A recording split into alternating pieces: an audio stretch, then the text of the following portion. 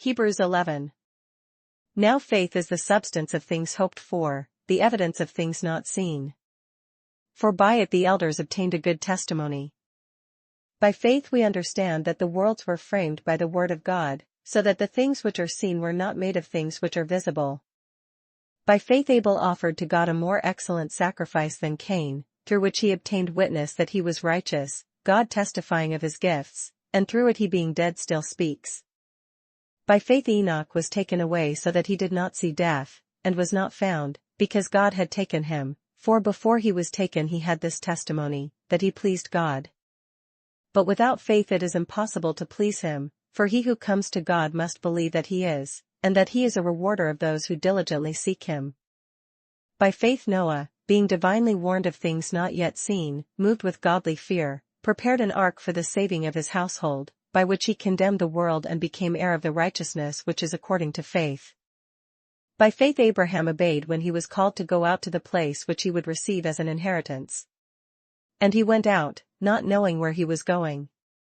By faith he dwelt in the land of promise as in a foreign country, dwelling in tents with Isaac and Jacob, the heirs with him of the same promise.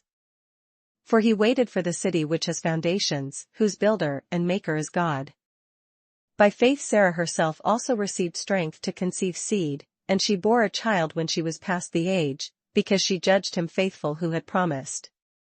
Therefore from one man, and him as good as dead, were born as many as the stars of the sky in multitude innumerable as the sand which is by the seashore. These all died in faith, not having received the promises, but having seen them afar off were assured of them, embraced them and confessed that they were strangers and pilgrims on the earth. For those who say such things declare plainly that they seek a homeland. And truly if they had called to mind that country from which they had come out, they would have had opportunity to return. But now they desire a better, that is, a heavenly country. Therefore God is not ashamed to be called their God, for he has prepared a city for them. By faith Abraham, when he was tested, offered up Isaac, and he who had received the promises offered up his only begotten son, of whom it was said, "In Isaac your seed shall be called," concluding that God was able to raise him up, even from the dead, from which he also received him in a figurative sense. By faith Isaac blessed Jacob and Esau concerning things to come. By faith Jacob, when he was dying, blessed each of the sons of Joseph, and worshipped, leaning on the top of his staff. By faith Joseph, when he was dying, made mention of the departure of the children of Israel, and gave instructions concerning his bones. By faith Moses, when he was born, was hidden 3 months by his parents, because they saw he was a beautiful child, and they were not afraid of the king's command. By faith Moses, when he became of age, refused to be called the son of Pharaoh's daughter, choosing rather to suffer affliction with the people of God than to enjoy the passing pleasures of sin, esteeming the reproach of Christ greater riches than the treasures in Egypt, for he looked to the reward. By faith he forsook Egypt, not fearing the wrath of the king, for he endured as seeing him who is invisible. By faith he kept the Passover and the sprinkling of blood, lest he who destroyed the firstborn should touch them. By faith they passed through the Red Sea as by dry land, whereas the Egyptians, attempting to do so, were drowned. By faith the walls of Jericho fell down after they were encircled for 7 days. By faith the harlot Rahab did not perish with those who did not believe, when she had received the spies with peace. And what more shall I say? For the time would fail me to tell of Gideon and Barak and Samson and Jephthah, also of David and Samuel and the prophets, who through faith subdued kingdoms, worked righteousness, obtained promises, stopped the mouths of lions, quenched the violence of fire, escaped the edge of the sword, out of weakness were made strong, became valiant in battle, turned to flight the armies of the aliens. Women received their dead raised to life again. Others were tortured, not accepting deliverance, that they might obtain a better resurrection. Still others had trial of mockings and scourgings, yes, and of chains and imprisonment. They were stoned, they were sawn in two, were tempted, were slain with the sword. They wandered about in sheepskins and goatskins, being destitute, afflicted, tormented, of whom the world was not worthy. They wandered in deserts and mountains, in dens and caves of the earth. And all these, having obtained a good testimony through faith, did not receive the promise. God having provided something better for us, that they should not be made perfect apart from us. Hebrews12. Therefore we also, since we are surrounded by so great a cloud of witnesses, let us lay aside every weight, and the sin which so easily ensnares us, and let us run with endurance the race that is set before us. Looking unto Jesus, the author and finisher of our faith, who for the joy that was set before him endured the cross, despising the shame, and has sat down at the right hand of the throne of God. For consider him who endured such hostility from sinners against himself, lest you become weary and discouraged in your souls. You have not yet resisted to bloodshed, striving against sin. And you have forgotten the exhortation which speaks to you as to sons, my son, do not despise the chastening of the Lord, nor be discouraged when you are rebuked by him. For whom the Lord loves he chastens, and scourges every son whom he receives. If you endure chastening, God deals with you as with sons, for what son is there whom a father does not chasten? But if you are without chastening, of which all have become partakers, then you are illegitimate and not sons. Furthermore, we have had human fathers who corrected us, and we paid them respect. Shall we not much more readily be in subjection to the Father of spirits and live? For they indeed for a few days chastened us as seemed best to them, but he for our profit, that we may be partakers of his holiness. Now no chastening seems to be joyful for the present, but painful, nevertheless, afterward it yields the peaceable fruit of righteousness to those who have been trained by it. Therefore strengthen the hands which hang down, and the feeble knees. And make straight paths for your feet, so that what is lame may not be dislocated, but rather be healed. Pursue peace with all people, and holiness, without which no one will see the Lord. Looking carefully lest anyone fall short of the grace of God, lest any root of bitterness springing up cause trouble, and by this many become defiled. Lest there be any fornicator or profane person like Esau, who for one morsel of food sold his birthright. For you know that afterward, when he wanted to inherit the blessing, he was rejected, for he found no place for repentance, though he sought it diligently with tears. For you have not come to the mountain that may be touched and that burned with fire, and to blackness and darkness and tempest, and the sound of a trumpet and the voice of words, so that those who heard it begged that the word should not be spoken to them any more. For they could not endure what was commanded, and if so much as a beast touches the mountain, it shall be stoned or shot with an arrow. And so terrifying was the sight that Moses said, I am exceedingly afraid and trembling. But you have come to Mount Zion and to the city of the living God, the heavenly Jerusalem, to an innumerable company of angels, to the general assembly and church of the firstborn who are registered in heaven, to God the judge of all, to the spirits of just men made perfect, to Jesus the mediator of the new covenant, and to the blood of sprinkling that speaks better things than that of Abel. See that you do not refuse him who speaks. For if they did not escape who refused him who spoke on earth, much more shall we not escape if we turn away from him who speaks from heaven. Whose voice then shook the earth, but now he has promised, saying, Yet once more I shake not only the earth, but also heaven. Now this, yet once more, indicates the removal of those things that are being shaken, as of things that are made, that the things which cannot be shaken may remain. Therefore, since we are receiving a kingdom which cannot be shaken, let us have grace, by which we may serve God acceptably with reverence and godly fear. For our God is a consuming fire. Judges 15. After a while, in the time of wheat harvest, it happened that Samson visited his wife with a young goat. And he said, Let me go in to my wife, into her room. But her father would not permit him to go in. Her father said, I really thought that you thoroughly hated her, therefore I gave her to your companion. Is not her younger sister better than she? Please, take her instead. And Samson said to them, This time I shall be blameless regarding the Philistines if I harm them.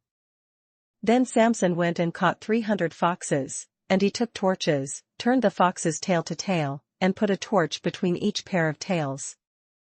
When he had set the torches on fire, he let the foxes go into the standing grain of the Philistines, and burned up both the shocks and the standing grain, as well as the vineyards and olive groves. Then the Philistines said, Who has done this? And they answered, Samson, the son-in-law of the Timnite, because he has taken his wife and given her to his companion. So the Philistines came up and burned her and her father with fire. Samson said to them, Since you would do a thing like this, I will surely take revenge on you, and after that I will cease. So he attacked them hip and thigh with a great slaughter, then he went down and dwelt in the cleft of the rock of Etam. Now the Philistines went up, encamped in Judah, and deployed themselves against Lehi. And the men of Judah said, Why have you come up against us? So they answered, We have come up to arrest Samson, to do to him as he has done to us. Then 3,000 men of Judah went down to the cleft of the rock of Etam, and said to Samson, Do you not know that the Philistines rule over us? What is this you have done to us? And he said to them, As they did to me, so I have done to them. But they said to him, We have come down to arrest you, that we may deliver you into the hand of the Philistines. Then Samson said to them, Swear to me that you will not kill me yourselves. So they spoke to him, saying, No, but we will tie you securely and deliver you into their hand, but we will surely not kill you. And they bound him with 2 new ropes and brought him up from the rock. When he came to Lehi, the Philistines came shouting against him. Then the Spirit of the Lord came mightily upon him, and the ropes that were on his arms became like flax that is burned with fire, and his bonds broke loose from his hands. He found a fresh jawbone of a donkey, reached out his hand and took it, and killed 1,000 men with it. Then Samson said, With the jawbone of a donkey, heaps upon heaps, with the jawbone of a donkey I have slain 1,000 men. And so it was, when he had finished speaking, that he threw the jawbone from his hand, and called that place Ramath-Lehi. Then he became very thirsty, so he cried out to the Lord and said, You have given this great deliverance by the hand of your servant, and now shall I die of thirst and fall into the hand of the uncircumcised? So God split the hollow place that is in Lehi, and water came out, and he drank, and his spirit returned, and he revived. Therefore he called its name En-Hakkore, which is in Lehi to this day. And he judged Israel 20 years in the days of the Philistines. Judges 16. Now Samson went to Gaza and saw a harlot there, and went into her. When the Gazites were told, Samson has come here, they surrounded the place and lay in wait for him all night at the gate of the city. They were quiet all night, saying, In the morning, when it is daylight, we will kill him.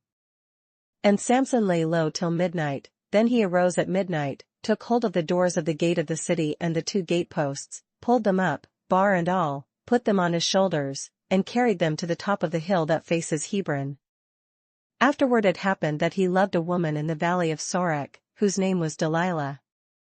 And the lords of the Philistines came up to her and said to her, Entice him, and find out where his great strength lies, and by what means we may overpower him, that we may bind him to afflict him, and every one of us will give you 1,100 pieces of silver.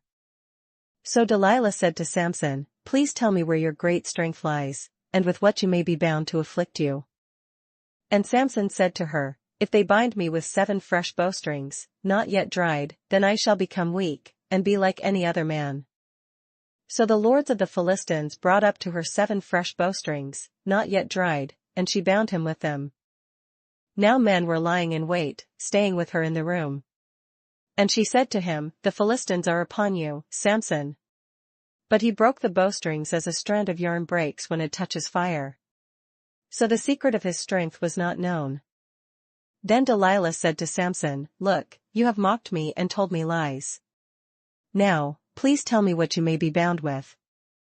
So he said to her, If they bind me securely with new ropes that have never been used, then I shall become weak, and be like any other man.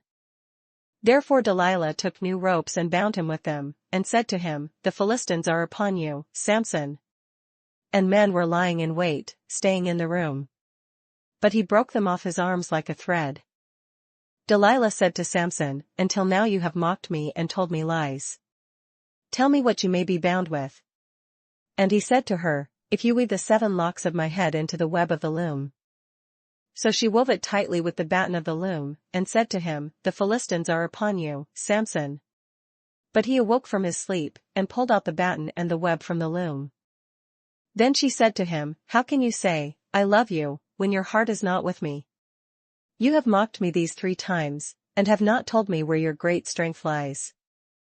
And it came to pass, when she pestered him daily with her words and pressed him, so that his soul was vexed to death, that he told her all his heart, and said to her, No razor has ever come upon my head, for I have been a Nazarite to God from my mother's womb. If I am shaven, then my strength will leave me, and I shall become weak, and be like any other man. When Delilah saw that he had told her all his heart, she sent and called for the lords of the Philistines, saying, Come up once more, for he has told me all his heart. So the lords of the Philistines came up to her and brought the money in their hand. Then she lulled him to sleep on her knees, and called for a man and had him shave off the 7 locks of his head. Then she began to torment him, and his strength left him. And she said, The Philistines are upon you, Samson.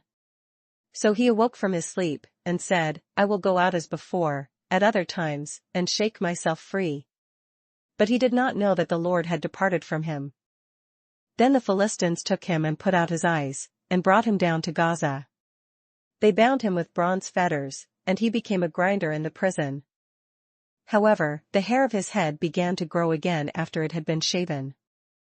Now the lords of the Philistines gathered together to offer a great sacrifice to Dagon their god, and to rejoice. And they said, Our God has delivered into our hands Samson our enemy.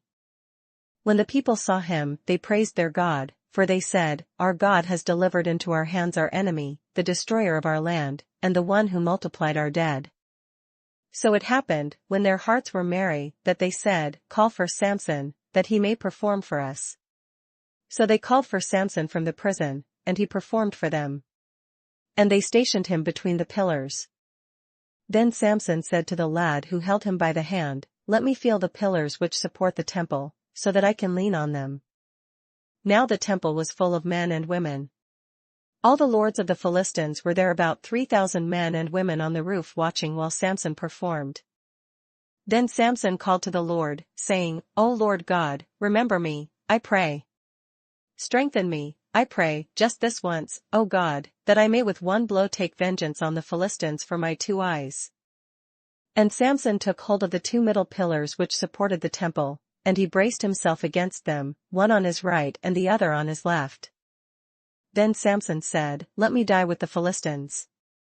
And he pushed with all his might, and the temple fell on the lords and all the people who were in it. So the dead that he killed at his death were more than he had killed in his life.